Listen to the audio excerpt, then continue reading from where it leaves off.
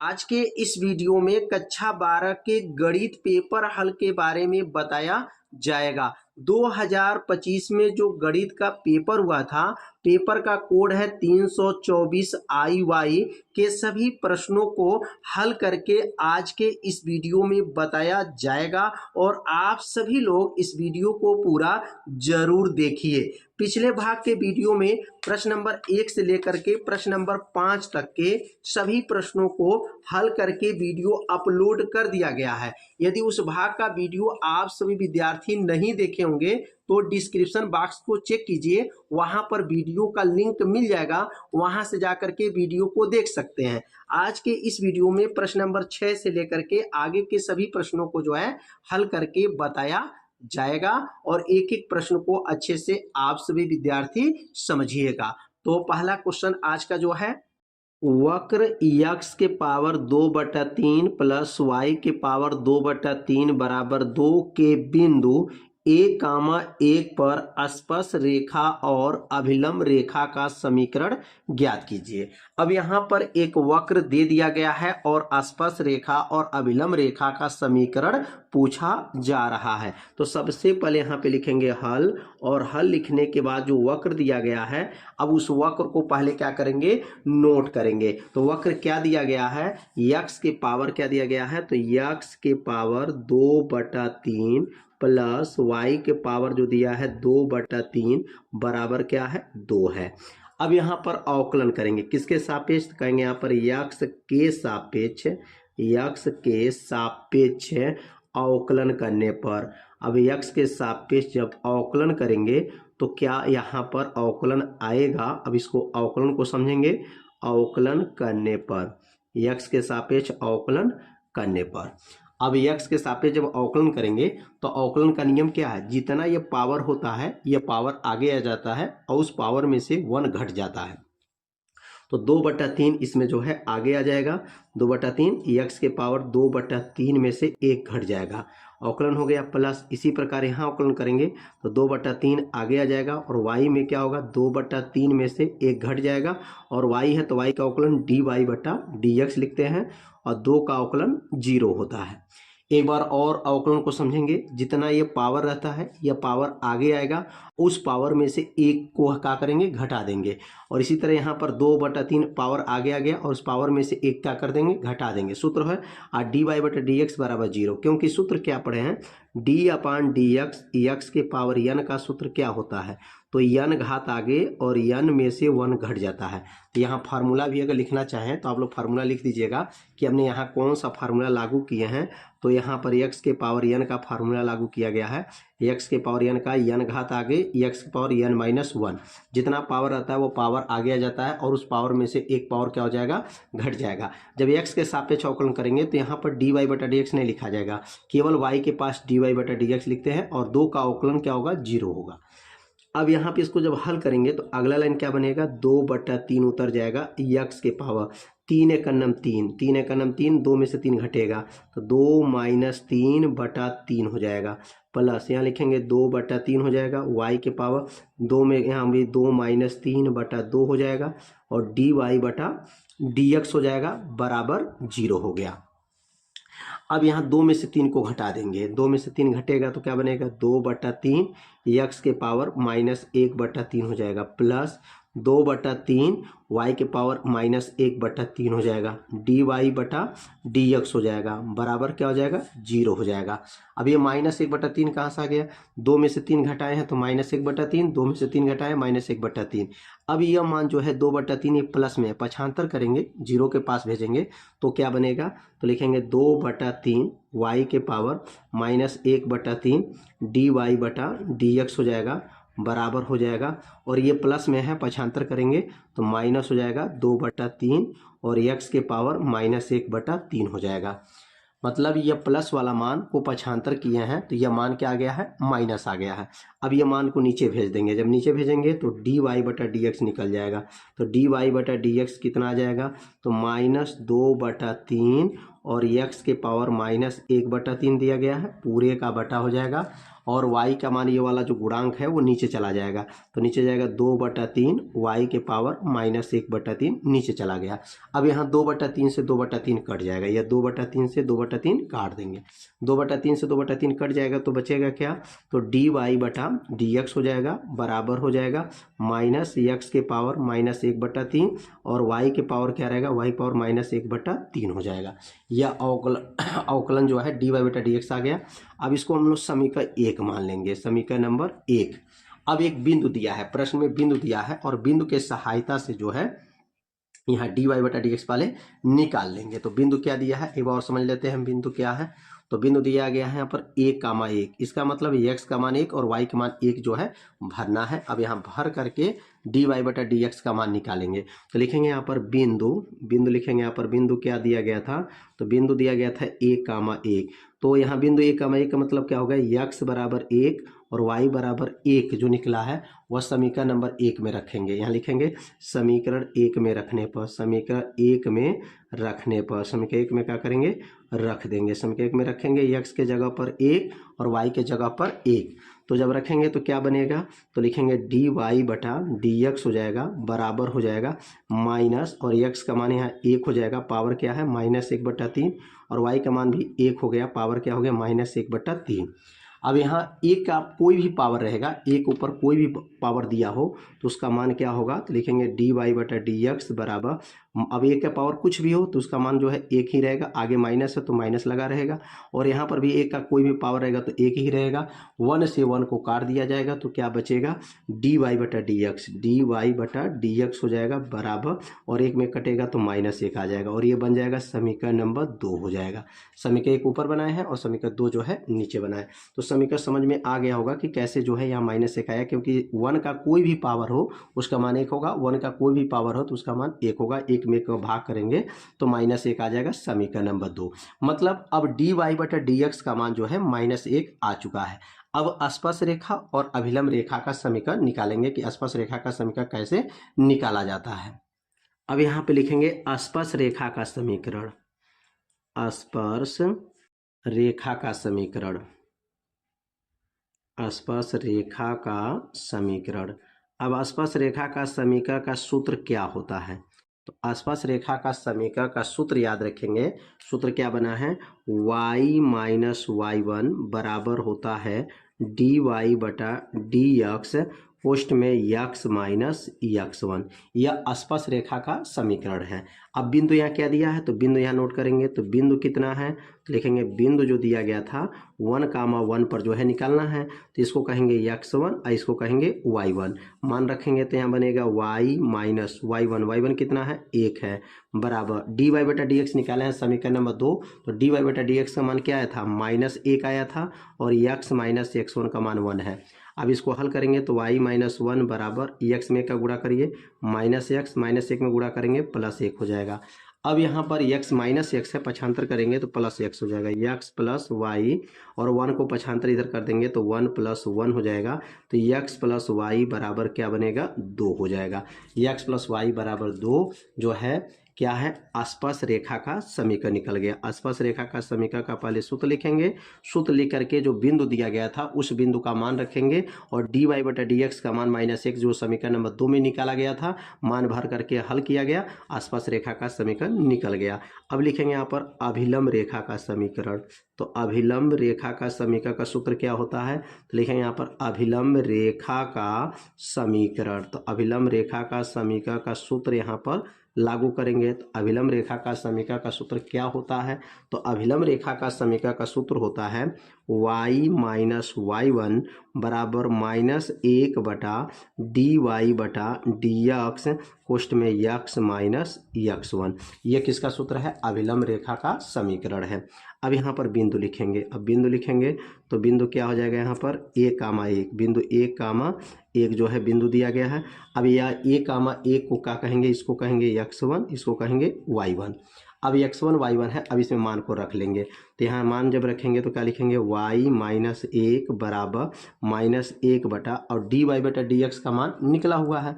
तो dy/dx का मान क्या आया था, -1 आया था, कितना आया था, -1 आया था, और x - x1 का मान 1 है।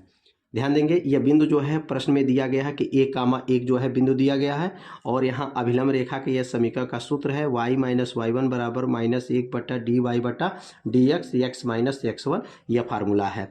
अब इस फार्मूला में मान रखेंगे तो x1, y1 हो जाएगा और यहाँ मान रखेंगे y माइनस ये y1 का मान हो गया, y1 का मान -1/-1 x माइनस 1, ये -1 कहाँ से आ गया तो dy/dx का मान है। अगला लाइन जो बनेगा y माइनस 1 बराबर माइनस माइनस कट जाएगा 1, कोष्टक में x माइनस 1 हो जाएगा। अब यहाँ 1 से गुणा कर लेंगे तो y माइनस 1 बराबर हो जाएगा x माइनस 1 हो जाएगा। अभी दोनों मान आपस में क्या है बराबर है तो इसको या करके लिख लीजिए x माइनस 1 बराबर y माइनस 1 है। अब y को पक्षांतर कर दीजिए, 1 को पक्षांतर कर लीजिए, x माइनस वाई बराबर ये 1 उधर जाएगा -1 + 1 हो जाएगा, x माइनस वाई बराबर 1 में से 1 चला जाएगा 0 आ जाएगा। यह क्या आ गया अभिलंब रेखा का समीकरण आ गया। तो अभिलंब रेखा का समीकरण और स्पर्श रेखा का समीकरण इसमें पूछा गया था, बहुत आसान विधि से बताया गया है, आप लोगों को अच्छे से समझ में आ गया होगा। तो अब सीखेंगे अगला प्रश्न क्या है। अब अगला प्रश्न है परवलय y² बराबर 4ax और उसके नाभि लंब से घिरे क्षेत्र का क्षेत्रफल ज्ञात कीजिए। तो यहाँ पर ये परवलय जो है y² बराबर 4x के लिए जो ग्राफ बनता है कैसे इसका बनेगा तो यहाँ पर जो y² 4x जब होता है तो इसका जो मुंह होता है x अक्ष के तरफ रहेगा। अब x अक्ष के तरफ रहेगा और यहाँ से जब इसको मिलाया जाता है तो यह बनता है पूरा नाभि लंब और नाभि लंब का ये जो भाग है इसी भाग का पूरा जो है आपको क्षेत्रफल निकालना है, इसी पूरे भाग का जो है क्षेत्रफल ज्ञात करना है। तो कैसे क्षेत्रफल ज्ञात करेंगे, यहाँ से लेकर के यहाँ तक पूरे भाग का क्षेत्रफल निकालना है। तो नाभिलंब के घिरे क्षेत्र का क्षेत्रफल ज्ञात करने के लिए पहले आप लिखेंगे, सबसे पहला काम करेंगे हल लिखेंगे और हल लिखने के बाद प्रश्न में क्या दिया गया है तो y² बराबर 4ax दिया गया है। अब ये 2 घात जो दिखाई दे रहा है 2 घात इसके ऊपर चला जाएगा, जब 2 घात को हटाएंगे तो y बराबर हो जाएगा करनी में क्या बनेगा 4ax हो जाएगा और करनी 4 का मान क्या होता है तो करनी 4 का मान 2 हो जाएगा और करनी में क्या बनेगा ax हो जाएगा। करनी 4 का मान क्या है 2ax हो जाएगा। अब यहाँ पर जो है इसको ऐसे भी लिखा जा सकता है y बराबर 2 करनी में a इंटू करनी में x भी लिख सकते हैं। इसको समीकरण नंबर 1 मान लिया जाएगा। तो y का मान क्या आ गया 2 करनी में a इंटू करनी में x आ गया। अब सूत्र लिखेंगे नाभि लंब घिरे भाग का क्षेत्रफल। क्या सूत्र होता है लिखेंगे यहाँ पर नाभि लंब से घिरे भाग नाभि लंब से घिरे क्षेत्र का क्षेत्रफल। अब इसका सूत्र क्या होता है, अब यहाँ सूत्र लागू करेंगे और सूत्र को जो है लागू करके हल करेंगे तो सूत्र इसका होता है क्षेत्रफल बराबर समाकलन हो जाएगा। यहाँ 2 भाग है, ऊपर है नीचे है, इसमें आगे 2 लग जाएगा और यहाँ a नाभिलंब का निर्देशांक a, 0 होता है तो यहाँ 0 से a और यहाँ लिखेंगे y dx होता है। ये किसका सूत्र है नाभि लंब से घिरे क्षेत्र का क्षेत्रफल है। तो ये सूत्र याद रखेंगे 2 समाकलन ऊपर a मतलब ये जो है इसका जो है नाभि लंब का निर्देशांक 0 का ये होता है तो 0 से a y dx हो गया।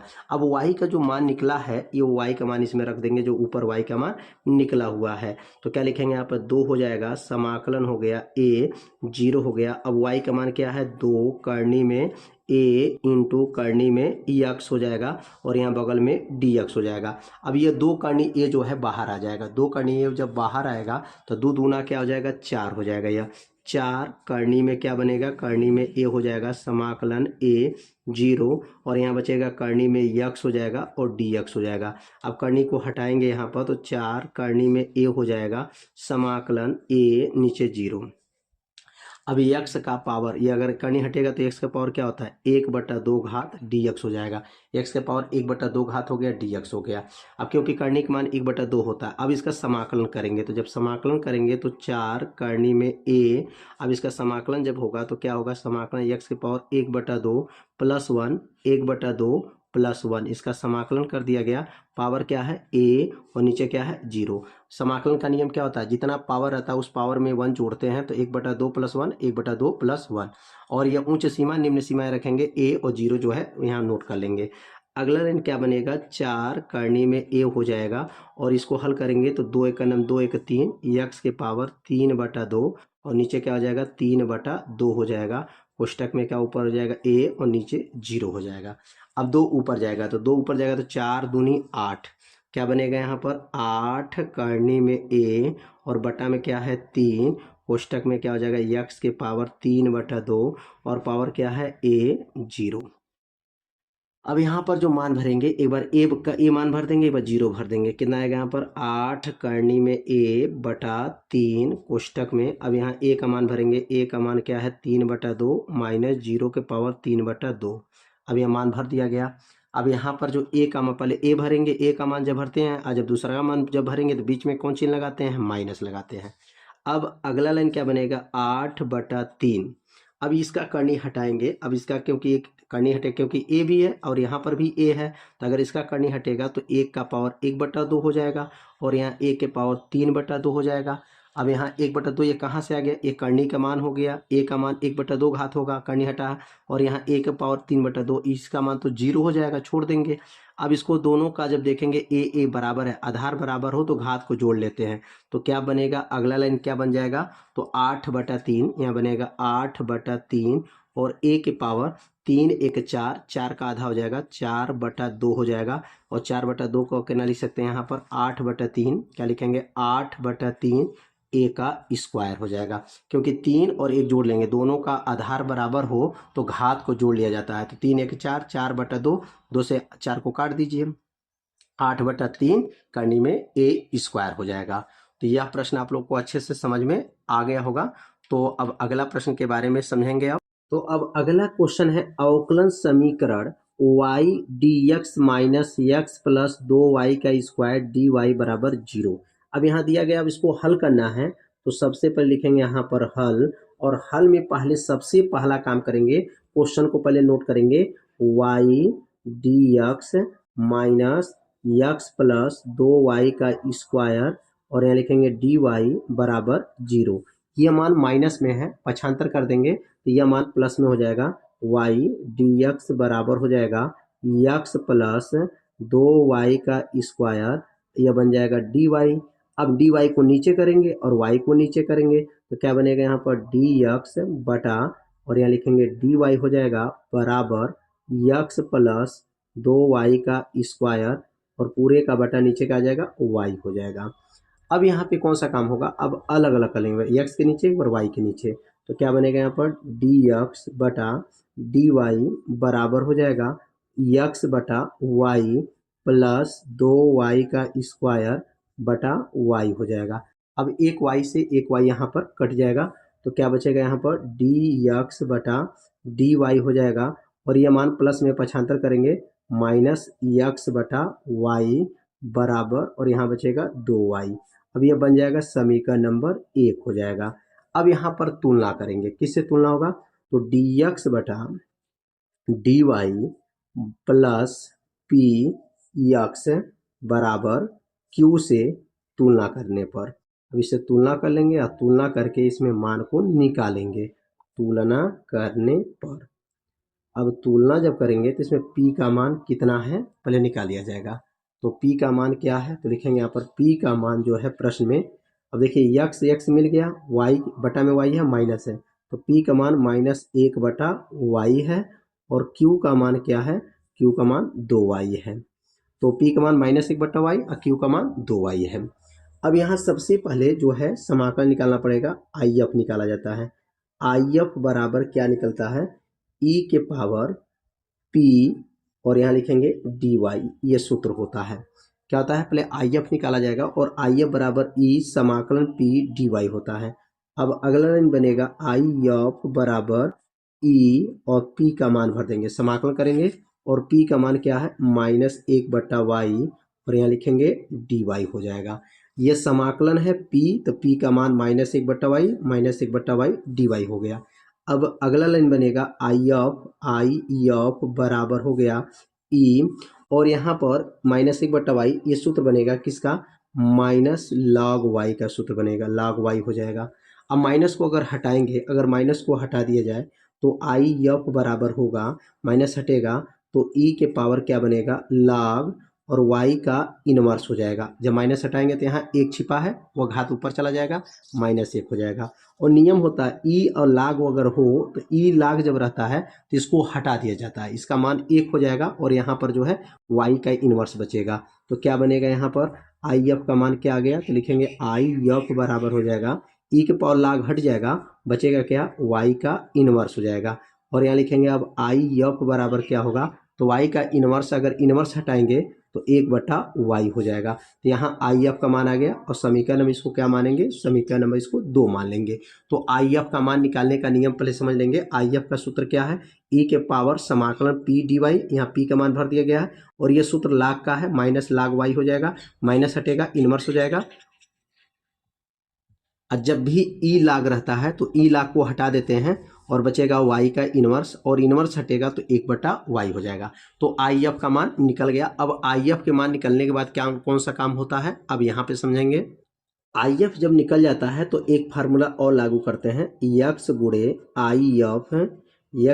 आई एफ बराबर होता है समाकलन क्यू गुणे आई एफ और यहाँ लिखेंगे डी वाई प्लस सी, यह सूत्र लागू करते हैं। कब, जब आई एफ निकल जाएगा तब। अब यहाँ मान भरेंगे, एक्स उतर गया और आई एफ का मान निकला है, क्या निकला था 1/y निकला था, बराबर हो गया समाकलन। और क्यू का मान क्या निकला था 2y निकला था क्यू का मान, और आई एफ का मान क्या है 1/y है और यहाँ लिखेंगे डी वाई प्लस सी।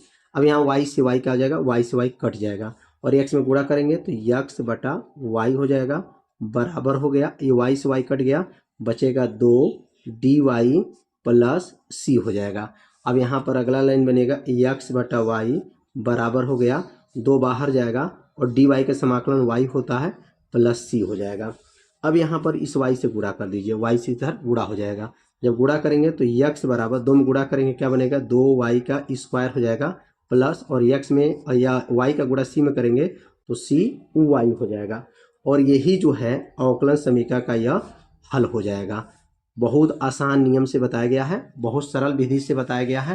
पहले आई एफ निकल जाएगा तो इस फार्मूला में मान को भरना रहता है, मान को भर करके हल करेंगे तो जा करके यह अवकलन समीकरण का मान निकल जाता है। अब अगला प्रश्न क्या दिया गया है, व्यवरोधो 5x + 3y। अब यहाँ पर ये चिन्ह का नाम है छोटा बराबर 15, और दूसरा जो समीकरण दिया गया है 2x + 5y छोटा बराबर 10 तथा x का मान 0 से बड़ा और जो है बराबर y का मान जो है 0 से बड़ा बराबर के अंतर्गत z बराबर 8x + 5y का अधिकतम मान आलेखीय विधि से ज्ञात कीजिए। तो इसको कैसे हल करेंगे, तो सबसे पहला जो है यहाँ पे लिखेंगे हल, और हल में पहला जो समीकरण दिया गया है उस समीकरण को रैखिक समीकरण में लिखेंगे। जो यहाँ पर जो मान दिया गया है, ये जो चिन्ह दिया गया है, अब ये चिन्ह को हटा देंगे, चिन्ह को हटा करके यहाँ पर जो है बराबर का चिन्ह लगाएंगे।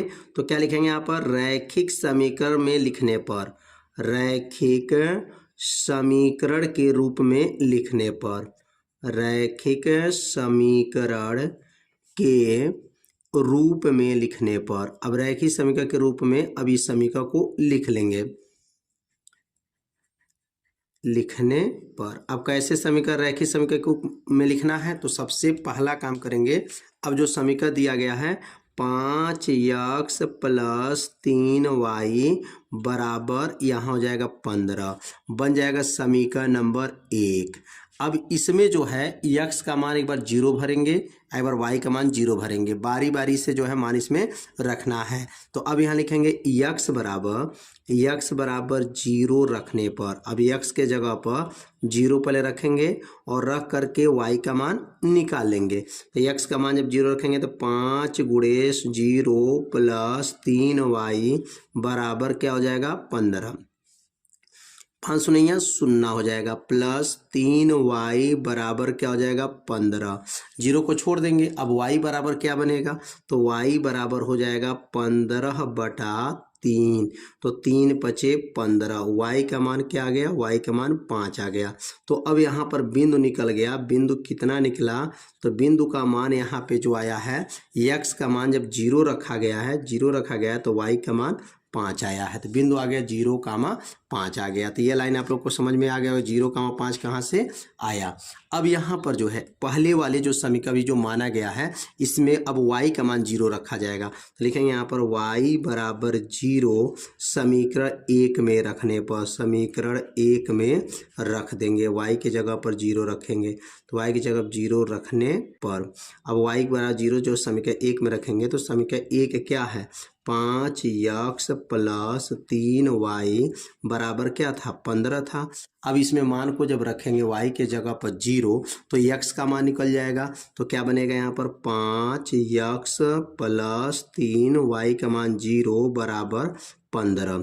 3 शून्य 0 हो जाएगा, 5x प्लस 0 बराबर 15। 0 को छोड़ दीजिए, अब क्या बचेगा यहाँ पर 5x बराबर 15 हो जाएगा।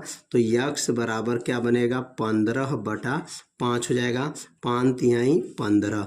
x का मान क्या आ जाएगा, 3 आ जाएगा। अब y का मान जब 0 रखे हैं, y का मान जो है 0 रखे हैं तो x का मान क्या आया है, 3 आ गया है। तो अब यहाँ पे क्या लिखेंगे, बिंदु लिखेंगे। क्या लिखेंगे, बिंदु। और बिंदु क्या होगा, यहाँ पे x का मान 3 हो गया और y का मान 0 हो गया। तो यह पहला जो है समीकरण को जो है हल किया गया है। तो पहला मान 0,5 आया है और दूसरा मान 3,0 आया है। अब यहाँ पर दूसरा समीकरण को अब यहाँ पर नोट करेंगे। अब दूसरा समीकरण क्या दिया गया था, तो दूसरा समीकरण दिया गया था 2x प्लस 5y बराबर क्या है, 10 दिया गया है। अब इसको समीकरण नंबर 2 माना जाएगा। अब समीकरण 2 में जो है अब जैसे x जैसे पहले वाले समीकरण मान रखे हैं इसी प्रकार जो है इसमें भी मान रखना है। अब x बराबर 0 इसमें भी रखेंगे, जैसे इसमें x बराबर 0 रखे हैं पहला समीकरण में, अब x बराबर 0 जो है दूसरा समीकरण में रखेंगे। तो x बराबर 0 समीकरण 2 में रखने पर, x बराबर 0 जो है समीकरण 2 में रख करके ये y का मान निकालेंगे। तो यहाँ पर x का मान जो है 0 रखेंगे तो y का मान कितना आएगा, अब इसको हल करेंगे तो क्या बनेगा, अगला लाइन तो 2 गुणे क्या हो जाएगा, 0 प्लस 5y बराबर 10 हो जाएगा। 2 शून्य 0 हो जाएगा प्लस 5y बराबर 10 हो जाएगा। 0 को छोड़ देंगे, 5y बराबर 10 हो जाएगा। तो y बराबर 10/5 हो जाएगा। 5 दूनी 10, y का मान 2 आ गया। जब यहाँ पर x का मान 0 रखा गया तो बिंदु कितना आया, तो x का मान जब 0 रखे हैं तो y का मान 2 आ गया। y का मान 2 आया, 0 का मान 2। अब y का मान 0 रखेंगे। अब यहाँ लिखेंगे y बराबर 0 समीकरण 2 में रखने पर, 2 में रखने पर अब y के जगह पर 0 रखेंगे। तो y के जगह 0 रखेंगे तो क्या बनेगा, 2x प्लस 5y बराबर क्या था, 10 था। समीकरण 2 है। अब इसमें मान रखेंगे 2x प्लस 5y का मान 0 बराबर 10। 5 शून्य 0 हो जाएगा, 2x प्लस 0 बराबर 10। 0 को छोड़ दीजिए, अब क्या बचेगा यहाँ पर 2x बराबर हो जाएगा 10। तो x बराबर हो जाएगा 10/2, 2 से 10 कट जाएगा, x का मान क्या आ जाएगा, 5 आ जाएगा। तो यहाँ पर जो बिंदु आया, यहाँ पर जो बिंदु निकल करके आया, अब यहाँ बिंदु आ गया, x का मान 5 आया है तो y का मान 0 आया है। x का मान 5 तो y का मान 0 आ गया।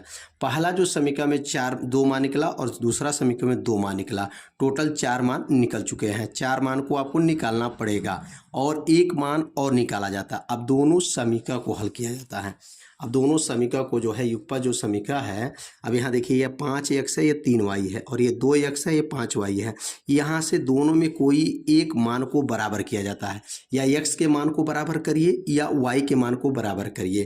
तो यहाँ पर अगर y के मान को बराबर करते हैं तो ये 3 है, तो 3 से गुणा इस समीकरण 2 में कर दीजिए और 5 से गुणा जो है समीकरण 1 में कर दीजिए, क्योंकि y का मान या x का मान कोई एक मान आपको बराबर चाहिए। तो यहाँ y के मान को बराबर करेंगे तो इसमें 5 से गुणा करिए और इसमें 3 से गुणा करके, और ये प्लस चिन्ह है और ये भी प्लस चिन्ह है तो समान चिन्ह है, तो समान चिन्ह में क्या करते हैं, घटाते हैं। तो यहाँ पर जो है अगला लाइन क्या बनेगा, समीकरण 1 में क से 5 से और समीकरण 2 में क से 3 से गुणा करके क्या करेंगे, घटाएंगे।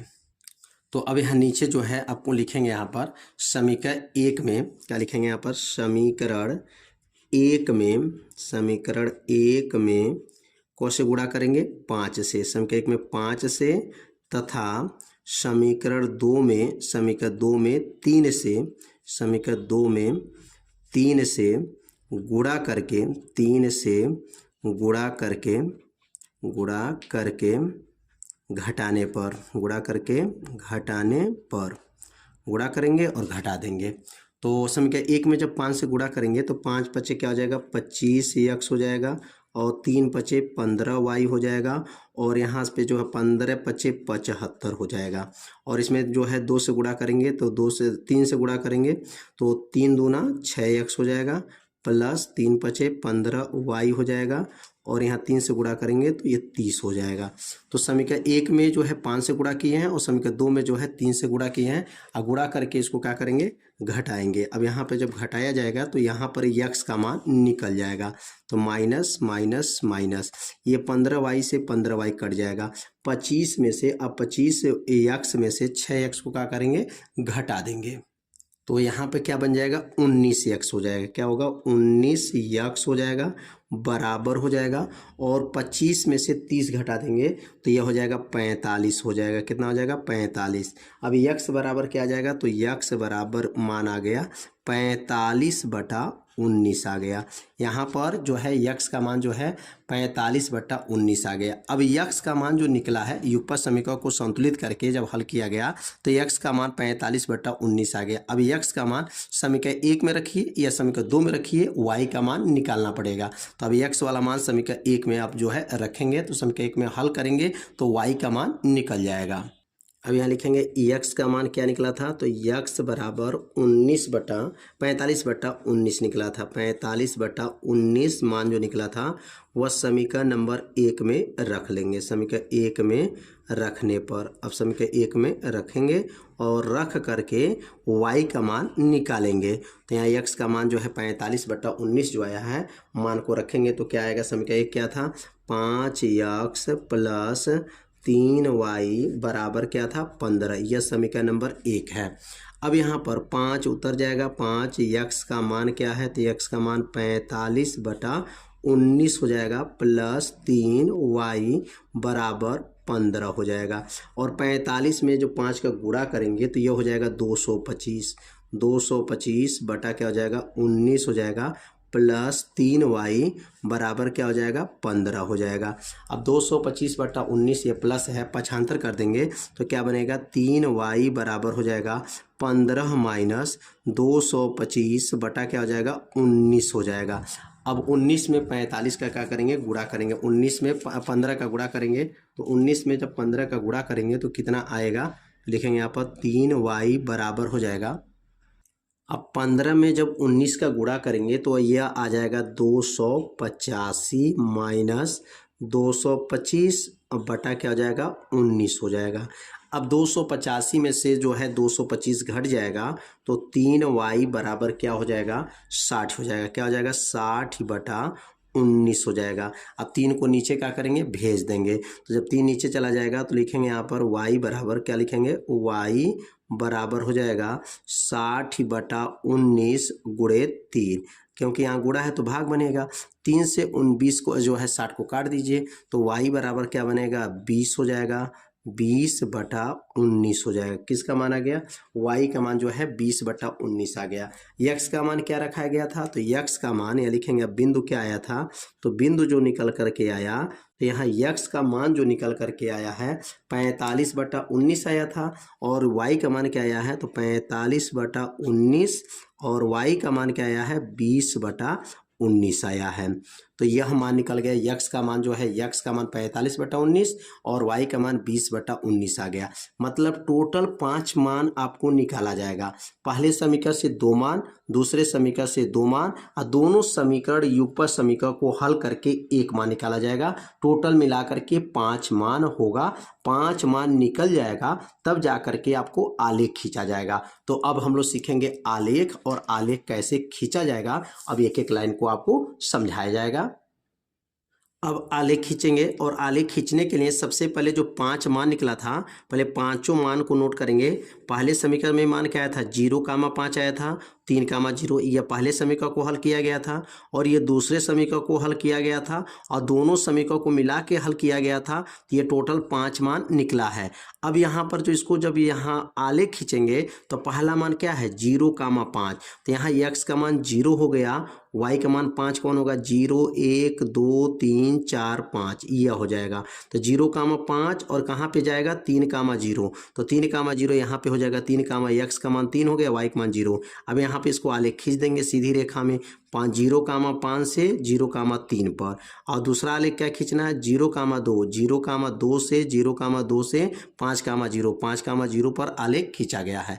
अब यह जो मान जो आया है, जो बिंदु कटेगा उसका मान आ जाएगा, ठीक ना। जो यहाँ 19 से भाग करेंगे तो यह भाग देने पर जो पॉइंट आएगा इसके सामने आ जाएगा, ठीक ना। तो यह जो कटा हुआ भाग है यही मान जो आएगा 45/19 और क्या है और 20/19 है।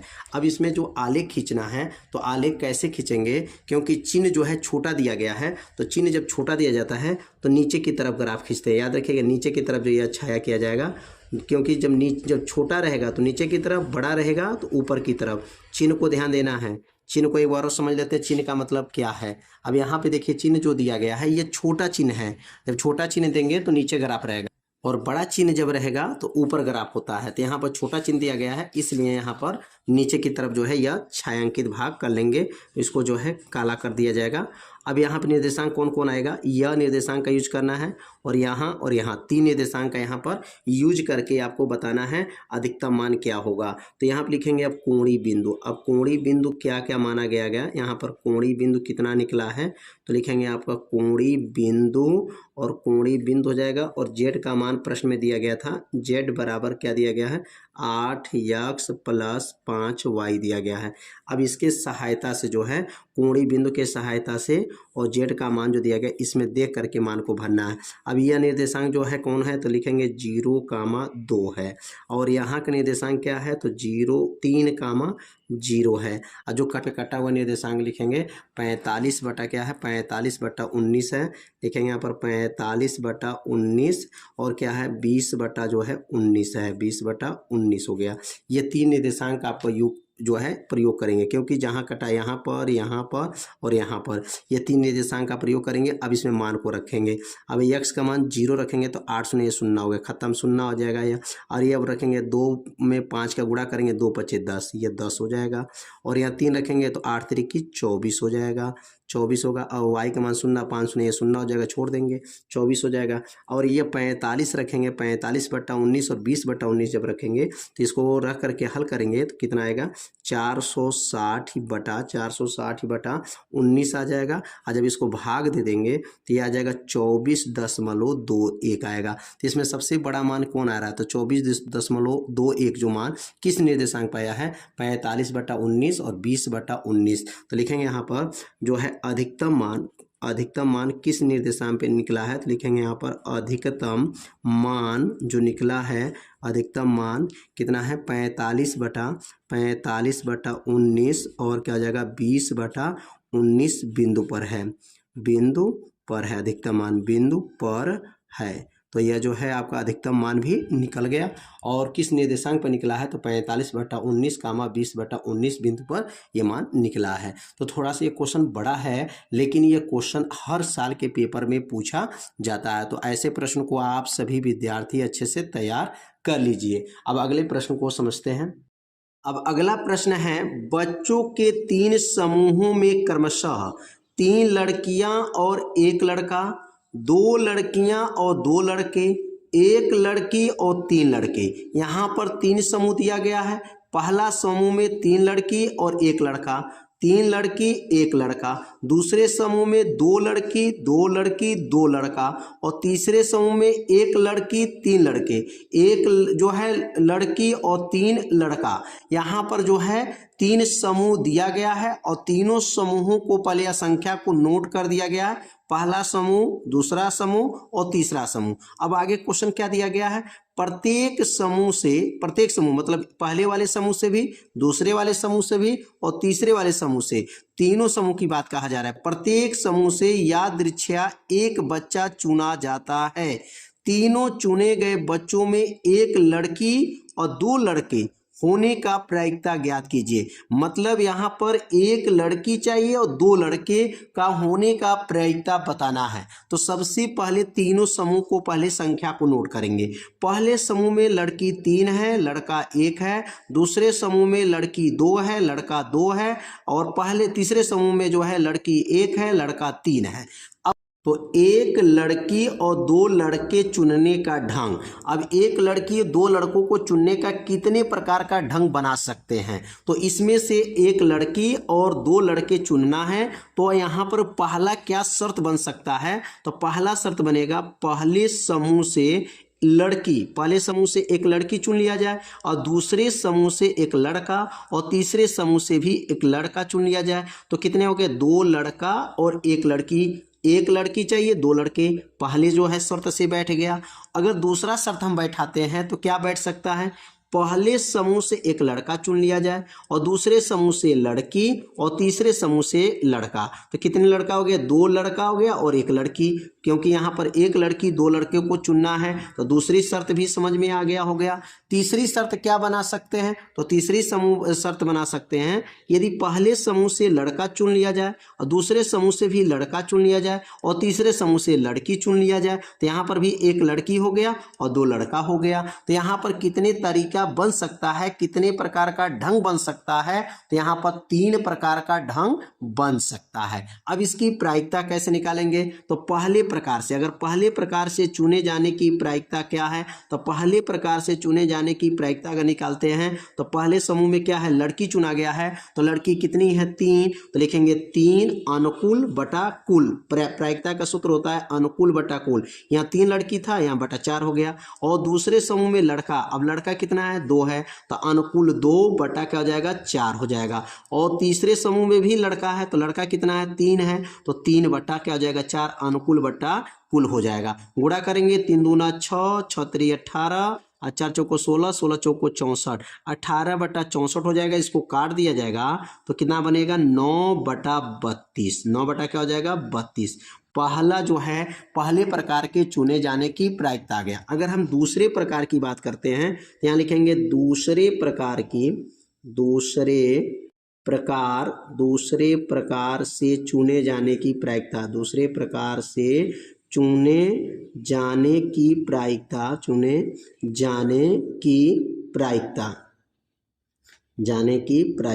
अब दूसरे प्रकार में जो चुने जाने की प्रायिकता क्या बनेगा?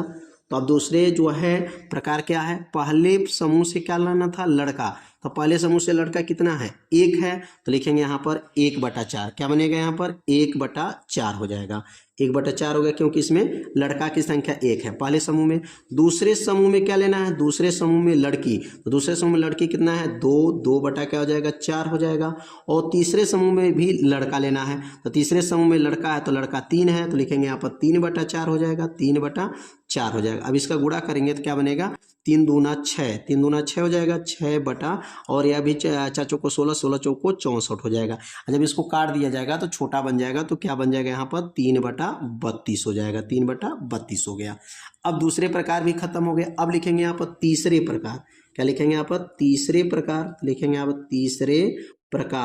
तीसरे प्रकार से चुने जाने की प्रायिकता। तीसरे प्रकार से चुने जाने की प्रायिकता। अब यह तीसरे प्रकार से चुने जाने की प्रायिकता क्या लिया गया है? तो तीसरे प्रकार में अगर देखेंगे तो क्या है? पहले समूह में क्या था? पहले समूह में लड़का। तो पहले समूह में अगर लड़का कितना है? तो पहले समूह में लड़का देख सकते हैं 1 है। लड़का कितना है? 1। तो क्या बनेगा? 1 अनुकूल बटा कुल। कुल 4 कैसे हो गया? 3 और 1 मिलकर के 4 हो जाए। अनुकूल बटा कुल हो गया। और दूसरे में क्या है लिखा गया? दूसरे समूह में भी लड़का। तो लड़का कितना है? दूसरे समूह में 2 है। तो 2 बटा क्या हो जाएगा? 2 बटा क्या हो जाएगा? 2 बटा 4 हो जाएगा। 2 बटा 4। और तीसरे समूह में लड़की। तो तीसरे समूह में लड़की 1 है। 1 बटा क्या हो जाएगा? 4 हो जाएगा। तो 1 बटा 4 हो जाएगा। अब इसको गुणा करेंगे तो 2 1 9 2 हो गया। 2 बटा 64 हो जाएगा। 2 बटा 64 इसको काट देंगे 1 बटा 32 हो जाएगा। 1 बटा 32 आ गया। तो यह लाइन आप लोग को समझ में आ गया होगा कैसे इसको यह संख्या लिखा गया। स्वतंत्र घटना है तो स्वतंत्र घटना को होने की वजह से इसमें क्या करते हैं? गुणा करते हैं। लास्ट लाइन अब क्या लिखेंगे? अभीष्ट। क्या लिखेंगे? अभीष्ट प्रायिकता क्या बनेगा? तो लिखेंगे यहाँ पर अभीष्ट प्रायिकता क्या बन जाएगा? लिख देंगे यहाँ पर अभीष्ट प्रायिकता और अभीष्ट प्रायिकता का मतलब तीनों को क्या कर लेंगे, अब जोड़ लेंगे। तो पहला कितना आया था, 9/32 आया था, तो लिखेंगे यहाँ पर 9/32 हो जाएगा, प्लस और 3/32 हो जाएगा, प्लस और 1/32 हो जाएगा।